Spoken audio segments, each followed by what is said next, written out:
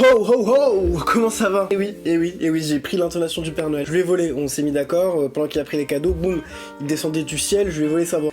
Comment ça va? C'est vraiment une angoisse à chaque fois de commencer les vidéos. Là, dites-vous, ça fait 2 minutes 30, je tourne, j'arrive pas à commencer la vidéo. Mais bref, on va dire que cette fois-ci c'est la bonne. J'espère que vous allez bien. Pour de vrai, j'espère que vous allez vraiment bien, parce qu'aujourd'hui, je vais vous parler d'un sujet qui est pas hyper joyeux. C'est pas le sujet le plus cool de la planète. Haha, mystère, de quoi on va parler? Aujourd'hui, on va parler des sacrifices en prépa. Des sacrifices à faire pour aller en prépa, des sacrifices à faire pour y rester, des sacrifices à faire pour que votre prépa se passe bien. Donc aujourd'hui, ça va être le thème du sacrifice. Prenez du popcorn, prenez une bouteille d'eau, posez-vous et soyez accrochés, parce qu'aujourd'hui, ça va envoyer. Mais avant tout ça, laissez-moi vous parler de Constel. Donc, qu'est-ce que c'est Constel? Constel, c'est tout simplement une plateforme en ligne où dessus, tu vas pouvoir retrouver du mentorat, mais également aussi une bibliothèque e-learning et ainsi qu'un Discord. Carrément, ça fait, vous avez vu, à l'américaine, ça fait 3 super points, c'est des choses hyper intéressantes en prépa, surtout je pense dans l'aspect communautaire pour échanger avec d'autres personnes qui ont un vécu de prépa et qui peuvent te donner des conseils. Donc par exemple, sur le Discord, tu peux discuter avec plusieurs élèves en prépa de différentes filières. Tu peux également aussi avoir accès à du mentorat, donc avec des élèves cette fois-ci qui sont là pour vous aider à progresser, à travailler sur vos faiblesses, ou alors tu peux simplement y aller pour discuter avec des gens et avoir d'autres points de vue sur la prépa, etc. C'est vraiment super intéressant. On en reparle à la fin de la vidéo, mais c'est un partenaire, donc je vous invite à aller voir dans la description pour plus d'informations. Voilà, maintenant que je vous ai présenté Constel, on peut passer au sacrifice que tu dois faire en prépa.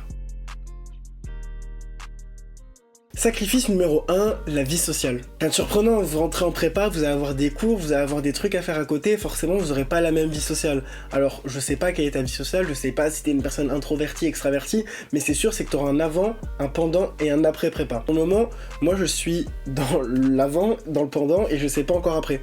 Donc je peux juste vous parler de mon expérience sur le moment. Sur le moment, moi je sais que ma vie sociale, elle a beaucoup changé, dans le sens où avant, le milieu scolaire, c'était pas du tout ma priorité. Moi je faisais du sport, ma priorité c'était vraiment d'être sportif de haut niveau, m'amuser avec mes copains et après donner de ma vie à l'entraînement sur le terrain. Là, ça a changé du tout au tout. Forcément, j'ai toujours la vie sociale, je me vois toujours des personnes en dehors de la prépa et je continue à faire du sport, mais c'est vrai que c'est plus du tout la même façon de voir les choses. Maintenant, ma performance, entre guillemets, l'efficacité, le côté où je dois être sérieux, il se fait à la prépa et c'est vrai que le sport, cette fois-ci, c'est plus secondaire, c'est quelque chose qui me permet plus de justement pouvoir courir, de pouvoir me lâcher, de pouvoir me libérer quand j'ai des grosses semaines et encore, je peux pas y aller toutes les semaines.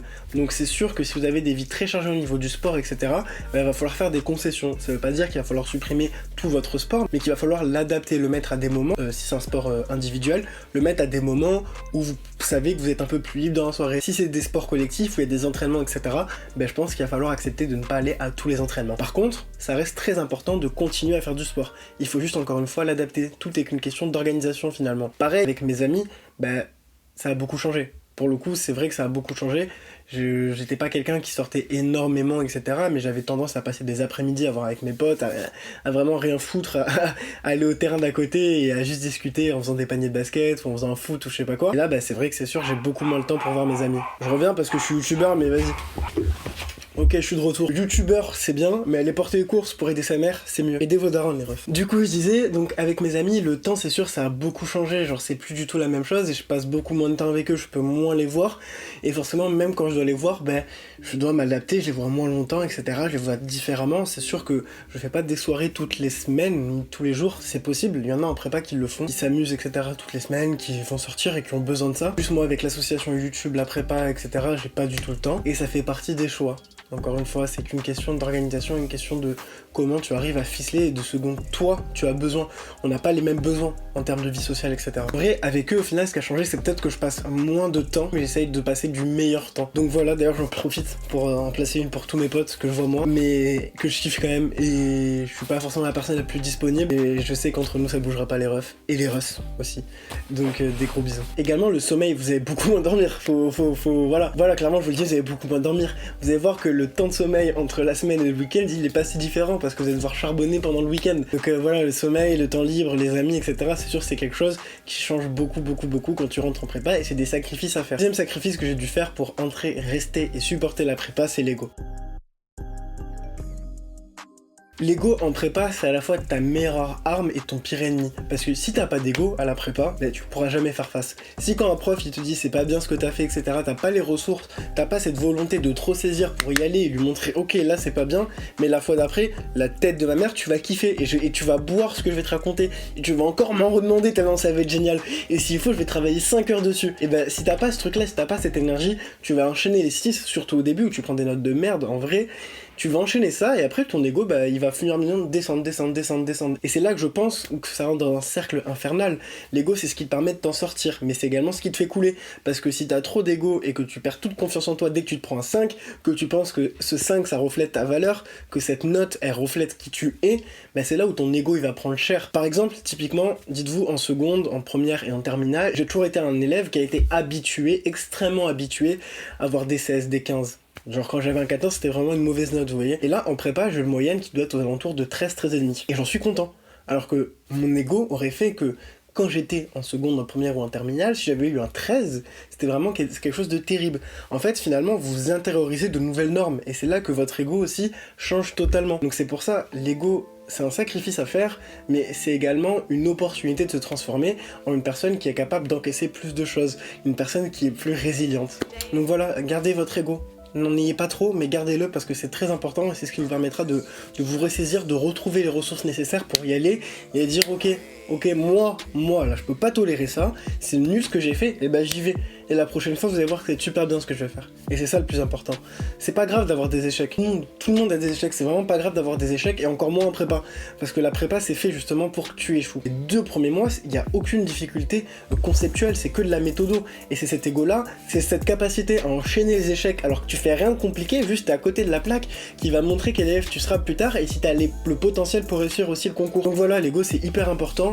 Va falloir faire des concessions dessus, mais gardez-en parce que sinon vous allez devenir quelqu'un de lisse. Et en prépa, c'est pas possible d'être trop lisse. Tu dois rentrer dans le moule, mais tu dois aussi être capable d'en sortir après. Donc ne soyez pas lisse, gardez votre ego parce que c'est ce qui va vous permettre de pouvoir justement vous révéler. Et troisième et dernier point, troisième sacrifice que j'ai dû faire en rentrant en prépa, c'est mon innocence. Quand je rentrais en prépa, j'étais un jeune homme qui ne comprenait pas forcément les mécanismes politiques, les mécanismes économiques, les mécanismes juridiques qui font que le monde marche aujourd'hui comme il est. J'avais pas cette conscience, etc. Et en prépa, ça a été il faut sacrifier cette partie-là de vous. Il faut accepter le fait que quand vous sortirez de la prépa, vous aurez une vision de la vie, parce que vous avez intériorisé des concepts, etc., que vous n'aviez pas avant. Et c'est dur à dire, mais je pense que la prépa, ça m'a rendu plus pessimiste, mais également plus entreprenant, plus avenant. Je suis plus sûr de mes compétences et je sais ce que je peux apporter. Par contre, j'ai conscience qu'il va falloir en apporter beaucoup pour sortir de la merde dans laquelle on est. À 3-4 personnes de ma classe, savoir ce qui est sacrifié, et c'est vrai que cette partie-là, cette partie d'elle, cette partie libre, cette partie folle, ils l'ont sacrifiée et t'es obligé de la sacrifier. Par exemple, pour reprendre mon exemple, j'étais une personne qui avait jamais fait de planning de toute ma vie et je vivais au jour le jour. Enfin, en même temps, quand on a un planning au lycée, on sait qu'on doit finir à 8h, qu'on termine à 15h, qu'à 16h à l'entraînement et qu'à 20h on est chez soi.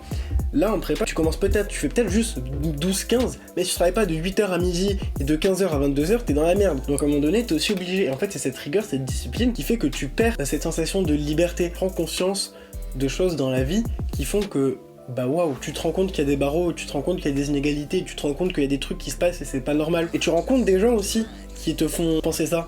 Par exemple, je vais reprendre l'exemple des femmes, parce que je pense que c'est une cause importante. Dans ma classe, je pense qu'on est 7 ou 8 mecs. Je vous vois venir les chariots de Parcoursup là, commencez pas à venir en D1 juste pour les meufs, c'est pas une bonne option. Pas beaucoup de mecs, il y a vraiment plus de meufs. Et j'ai jamais eu autant conscience des problèmes liés aux femmes qu'aujourd'hui. Et c'est vraiment quelque chose de hyper intéressant de voir des gens porter, défendre, argumenter, se battre parce que c'est un combat. Vraiment genre ça leur colle à la peau et on a tous des combats et on rencontre que des gens qui ont des combats là. Et du coup bah toi ta vision bien lisse de la vie où il y a que mes opinions, que ma truc, nanani. En plus t'as 15-16 ans, tu te prends pour le roi du monde. Et là tu rencontres des gens hyper intéressants qui portent eux aussi leur propre combat et tu te rends compte que la vie bah elle est pas aussi manichéenne que ce qu'on pense. Ouais manichéenne ouais manichéenne, bah j'ai notamment fait une prépa. Je vous jure les étudiants en droit là comme ça là, on se connaît hein. On est une secte, je vous jure, on aime trop utiliser des grands mots pour rien dire. Enfin bref, dans tous les cas, la prépa ça va changer, votre innocence ça va partir. Vous allez être une personne qui va se rendre compte qu'il y a pas mal de problèmes dans ce monde, mais vous allez également être une personne qui aura potentiellement des solutions pour régler ces problèmes. Voilà, je crois qu'on a fait un petit tour assez sympathique des sacrifices en prépa. Encore une fois, c'est des sacrifices, mais moi je pense que c'est plus une évolution, une adaptation et des choix à faire. C'est bien sûr qu'on a sacrifié des trucs pour aller en prépa, et bien sûr qu'on en sacrifie encore quand on y est, mais au finalement c'est un investissement qui est tellement important sur soi-même que c'est un sacrifice qui vaudra la peine et qui prendra tout son sens, je pense, quand on sera parti de la prépa, où on se rendra compte vraiment du travail qu'on a fait, du truc qu'on a accompli, et on pourra en être fier. Le plus important, c'est que ça reste certes des sacrifices, mais qu'en aucun cas je les regrette. Je suis même fier d'avoir pu sacrifier tout ça, et si vous n'êtes pas prêt à sacrifier quelque chose pour aller vers une autre, ne la faites pas. Demandez-vous à quel point vous êtes prêt à sacrifier votre vie sociale, votre sommeil, votre ego, votre innocence, tout pour aller en prépa. Et à quel point c'est intéressant pour vous. Parce que je pense que c'est un vrai calcul qu'il faut se faire. Et si on n'est pas prêt à sacrifier des trucs, ça ne sert à rien de se lancer à 100% dans quelque chose, encore moins si ça ne nous passionne pas. Encore merci à Constel pour sa confiance. Vous retrouvez tous les liens dans la description. C'était Charlie et je vous dis à bientôt.